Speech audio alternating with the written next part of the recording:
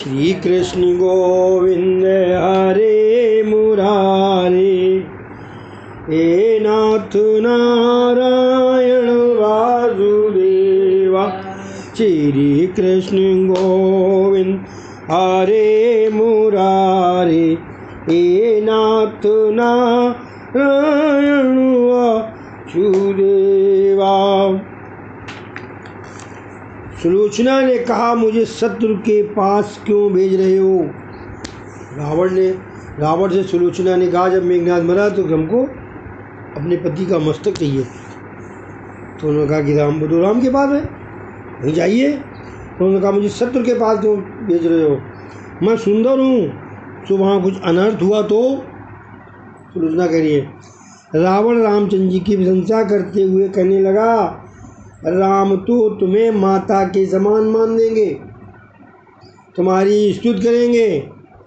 और तो मैं क्या कहूँ, मैं राम को अपना शत्रु मानता हूँ, किंतु वे मुझे शत्रु नहीं मानते हैं। राम की शरण में जा, वे अवश्य तुम्हें इंद्रजीत का मस्तक लौटा देंगे। सुलोचना राम जी के पास आई, बोली कि मेरे पति का हाथ आंगन में आया है और पत्र लिख दिया। उससे पूछा कि जड़ हाथ लिख कैसे सकता है? तुम अपने पति की प्रार्थना करो, यदि आंखें हंसेंगी तो मानेंगे कि जड़ हाथ ने पत्र लिखा है। सुलोचना बहुत मनाती है, मस्तक हंसता नहीं है। नाथ तुम अप्रसन्न हो, ऐसा मानकर मस्तक डोलने लगा और स्मित किया। शेषनाग लक्ष्मण का रूप लेकर आए। मस्तक ने सुलोचना से कहा, तेरे पिता ने मुझे मारा है। मस्तक ने सुलोचना से कहा कि तेरे पिता ने मुझे मारा है। इसके माने जो लक्ष्मण थे तो शेषनाग हुए, और शेषनाग की बेटी थी सुलोचना। ये हुआ। आज ससुर और दामाद के बीच नहीं, किंतु दो पतिव्रताओं के बीच युद्ध हो रहा है। उर्मिला और सुलोचना का संग्राम है। सुलोचना की पराजय हुई। सुलोचना ने लक्ष्मण जी से कहा, जय आपकी नहीं। सुलोचना ने लक्ष्मण से कहा, जय आपकी नहीं, उर्मिला की हुई है। उसका पतिव्रती मेरी अपेक्षा श्रेष्ठ है। मेरे पति पापी रावण के पक्ष में होने के कारण दुर्बल हैं। मेरे पति पापी की सहायता कर रहे थे, सो मेरी पराजय हुई, और उर्मिला की जय। पर स्त्री के हरण करने वाले की मेरी पति सहायता करते थे, सो मुझे हारना पड़ा। सुलोचना सती हो गई। राम जी ने उसकी बड़ी प्रशंसा की। राम और रावण के मध्य में भयंकर युद्ध छिड़ गया। रावण की नाभि में जो अमृत था उसे अग्न्यास्त्र द्वारा सुखा दिया गया। रावण की मृत्यु हुई। हनुमान जी ने सीता को राम की विजय का समाचार दिया। प्रभु ने स्वयं कुछ भी नहीं लिया। लंका का सारा राज विभीषण को सौंप दिया। वानरों का सम्मान किया गया। अब रामचंद्र जी आदि पुष्पक विमान पर सवार होकर अयोध्या की दिशा में लौट चले। मार्ग में उन्होंने सीता जी को रामेश्वर का दर्शन कराया। विमान प्रयागराज आया। हनुमान जी को आगे बढ़ने की आज्ञा की। हनुमान जी भरत के पास आए। भरत राम पादुका की पूजा करते हुए सीताराम का जप कर रहे थे। हनुमान जी ने कहा, भरत जी, राम लक्ष्मण जानकी पधार रहे हैं। भरत जी ने विमान देखा तो आनंदित हो गए। विमान में थे सब नीचे उतरे। राम जी ने भरत को बाहों में भर लिया। दोनों का मिलन हुआ तो लोग समझ भी नहीं पा रहे थे कि इन दोनों में से राम कौन है और भरत कौन है। दोनों का वर्ण श्याम है, बलकल समान है और शरीर कृश है। वशिष्ठ ऋषि ने राज्याभिषेक का मुहूर्त दिया। वैशाख मास के शुक्ल पक्ष की सप्तमी राज्याभिषेक की विधि संपन्न हुई। भगवान रामचंद्र जी और सीता जी ने कनक सिंहासन पर आसन दिया। राम राज्य में कोई दरिद्र, रोगी, लोभी, झगड़ालू नहीं था। प्रजा हर तरह से सुखी थी। उनके राज्य में वकील, वैद्यों का कोई काम नहीं था। उस समय वकील वैद्य बेकार हो गए थे। शायद इसी कारण से उनके धंधे में आज बड़ी तेजी है। आज के लिए की बात कर रहे हैं। राम राज्य में सारी प्रजा एकादशी का व्रत करती थी। एकादशी के दिन रसोई बनाने की बात तो दूर रही, अन्न के दर्शन नहीं करने चाहिए। लो, कथा सुनते तो हैं तो कुछ व्रत भी रख लीजिए, समझे। जब करूँगा, एकादशी करूँगा, प्रभु सेवा के पहले भोजन न करूँगा, ऐसा कोई भी नियम अपनाओगे तो कथा श्रवण का फल मिलेगा। हनुमान जी रामचंद्र जी की सेवा कर रहे हैं। वे इस प्रकार सेवा करते थे कि अन्य किसी के लिए सेवा करने का कोई अवकाश नहीं रहता था। सीता जी सोचने लगी कि इस हनुमान के कारण मैं तो अपने पति की कुछ सेवा नहीं कर पा रही हूँ। जब सेव्य एक हो और सेवक अनेक तो ऐसी विषमता हो ही जाती है। दासो अहम के बाद सोहम हो सकता है। ज्ञानी लोग भी पहले दास भाव रखते हैं और बाद में सोहम की भावना करते हैं। सीता जी ने अपने पति देव से कहा, मैं सेवा करूँगी, हनुमान जी को आप मना करें। राम जी ने कहा, हनुमान जी की को भी सेवा का अवसर देना ही पड़ेगा। उसने आज तक मेरी बड़ी सेवा की है, मैं इसका ऋणी हूँ।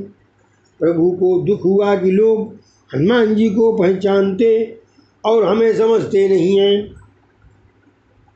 सीता, भरत और शत्रुघ्न हनुमान जी को सेवा करने नहीं देते हैं। राम सेवा ही तो हनुमान जी का जीवन था। सेवा और स्मरण के हेतु ही जो जीता है वही सच्चा वैष्णव है। देश से वैष्णव होना, वैष्णव कहलाना कठिन नहीं है, किंतु हृदय से वैष्णव बनना बड़ा कठिन है। हनुमान जी ने सीता जी से पूछा, माता जी आप मुझसे नाराज हो गई हैं क्या? आप मुझे राम जी की सेवा क्यों नहीं करने देती?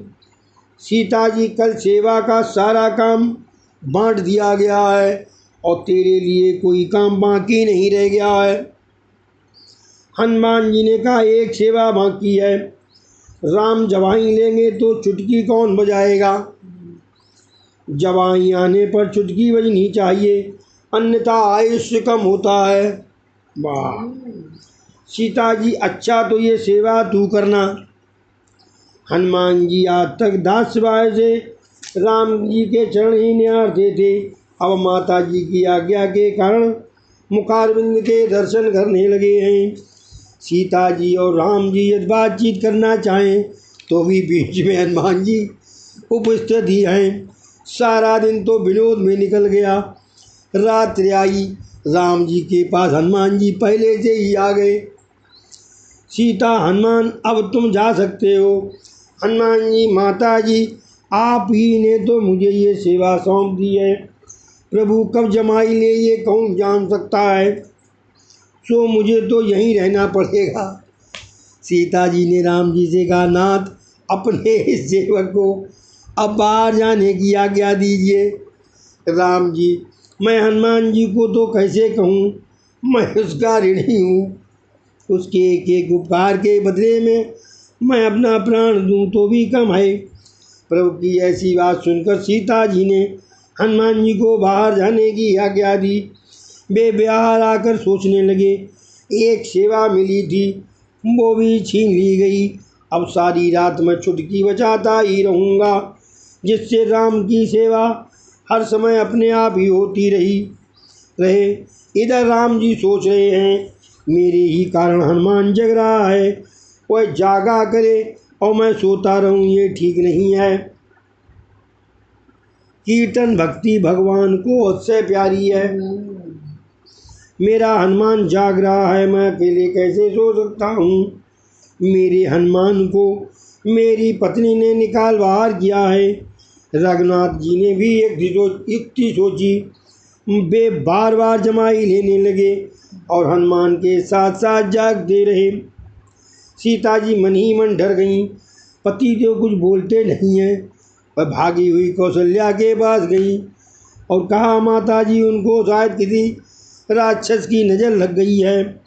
वशिष्ठ जी को बुलाया गया। वे समझ गए भगवान के किसी लाडले भक्त का आज अपमान हुआ है। भक्त के दुख से भगवान दुखी हो रहे हैं। वशिष्ठ जी ने सीता जी से पूछा, आज का सारा दिन कैसे बीता था? कुछ गड़बड़ तो नहीं हुई थी? सीता जी हनुमान जी से सेवाभार छीन लिए जाने के कारण ये सब हुआ और प्रभु ने ठीक से भोजन तक नहीं किया। उन्होंने हनुमान जी की चुटकी बजाने की सेवा की बात बताई। सभी राम के आवास में आए। वहाँ हनुमान जी नाचते हुए राम नाम का जप कर रहे थे। वशिष्ठ जी, महाराज, कीर्तन करो किंतु चुटकी मत बजाओ। वैसा करने से राम जी को जमाई आएगी। जगत राम के अधीन है और राम आपके अधीन, तो वैसे आप कौन हैं? हनुमान जी कहते हैं, देव बुद्धि से मैं राम का दास हूँ और जीव बुद्धि से राम का अंग हूँ।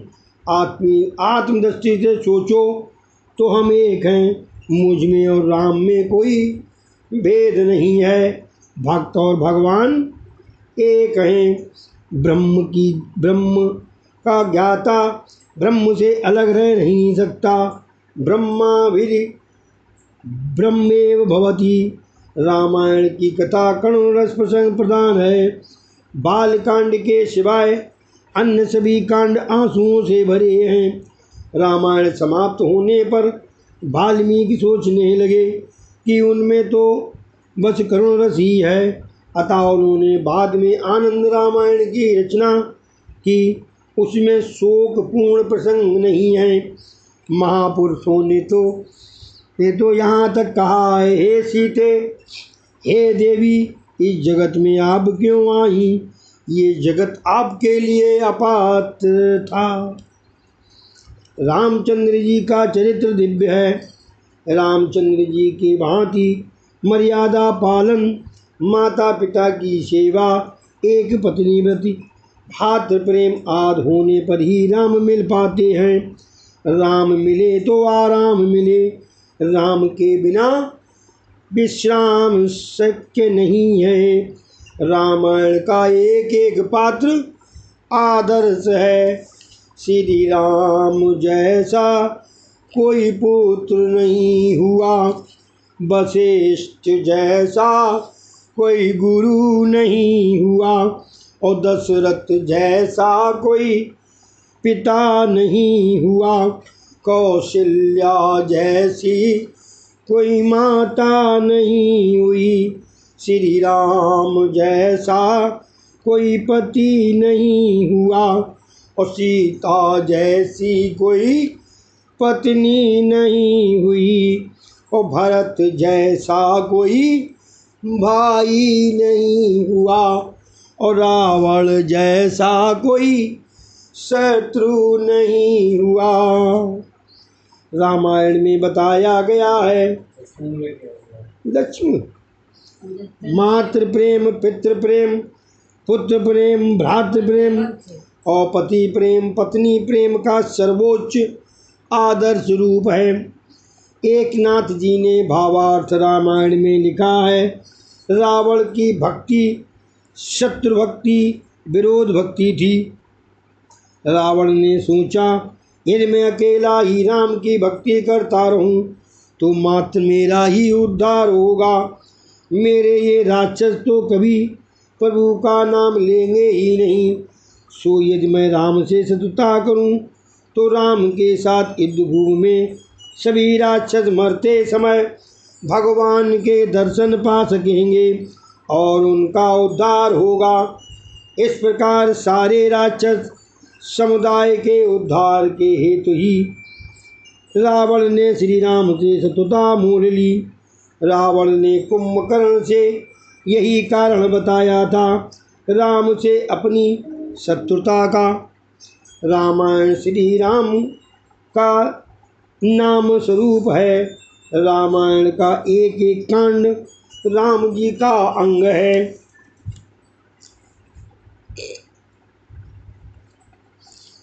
बालकांड श्री राम का चरण है। अयोध्या कांड श्री राम का जंगा है। अरण्य कांड श्री राम का उदर है। किष्किंधा कांड श्री राम का हृदय है। सुंदर कांड श्री राम का कंठ है। लंका कांड श्री राम का मुख है। उत्तर कांड श्री राम का मस्तक है। श्री राम का नाम स्वरूप रामायण ग्रंथ जीव मात्र का उद्धारक है। रामचंद्र जी जब भी इस पृथ्वी पर साक्षात अवतरित होते हैं तभी अनेक जीवों का उद्धार होता है। इतना ही नहीं, जब वे प्रत्यक्ष विद्यमान नहीं होते हैं तब रामायण अनेक जीवों का उद्धार करती है। श्री राम ने तो कुछ ही जीवों का उद्धार किया था, जबकि रामायण तो अब भी कई जीवों को प्रभु के मार्ग की ओर ले जा रही है। अनेकों का कल्याण उसने किया है। अनेकों का कल्याण उसने किया है, कर रही है और करती रहेगी। सो एक दृष्टि से हम रामायण को राम से श्रेष्ठ कहें तो कोई आपत्ति नहीं है। रामचरित मार्गदर्शक है। रामायण से सभी को सीख मिलती है। अपना मन कैसा है ये जानना है तो रामायण पढ़ो। रामायण का मनन करने से उसमें अपना मन दिखाई देगा। रामायण मनो मालिन्य का दर्पण है, जिसका अधिकतर समय निद्रा और आलस्य में बीत जाता है वो कुंभकर्ण है। पर स्त्री का काम भाव से चिंतन करने वाला व्यक्ति रावण है। रावण अर्थात काम रुलाता है, काम ही दुखदाता है और जो रुलाए वही रावण है। परमानंद में झुलाने वाला राम है। रामायण के 7 कांड हैं। उन सभी की कथा ऊपर संक्षिप्त में कह दी गई है। अब उसका आध्यात्मिक रहस्य देखना है। इसके 7 कांड मनुष्य की उन्नति के 7 सोपान हैं। एकनाथ महाराज ने कहा है कि कांड विशेष के नामों का भी रहस्य है। प्रथम कांड बाल कांड है। बालक से निर्दोष बनोगे तो राम को प्रिय लगोगे। बालक प्रभु को प्रिय हैं, कारण कि बालक निरभिमानी होते हैं, उनमें छल कपट नहीं होता है। विद्या धन और प्रतिष्ठा बढ़ने पर भी अपना हृदय बालक सा निर्दोष और भोला वाला ही बनाए रखना बाल कांड निर्दोष कांड है। राम किसे मिलते हैं जो बालक जैसा निर्दोष बनता है, उसे ही बालक से निर्दोष और निर्विकारी बनने का प्रयत्न करो। आँखों के द्वारा दोष मन में प्रविष्ट होता है, सो दृष्टि पर अंकुश रखोगे तो जीवन निर्दोष बनेगा। जैसी दृष्टि वैसी सृष्टि। सृष्टि किसी को सुख रूप लगती है तो किसी को दुख रूप। सृष्टि में वैसे तो कोई सुख भी नहीं है और दुख भी नहीं। सुख और दुख तो अपनी दृष्टि में ही होता है। इसी कारण से तो भगवान शंकराचार्य संसार को अनिवर्चनीय मानते हैं। ये वर्णन से परे है। श्री अद्य कथायाम समाप्तम। बोलो श्री कृष्ण भगवान की जय। हरे कृष्ण कृष्ण कृष्ण हरे हरे, हरे राम राम राम हरे हरे, हरे कृष्ण कृष्ण कृष्ण हरे हरे, हरे राम राम राम हरे हरे। हैं? शंकराचार्य जी संसार को अनिर्वचनीय मानते हैं, वो उसका वर्णन से परे है।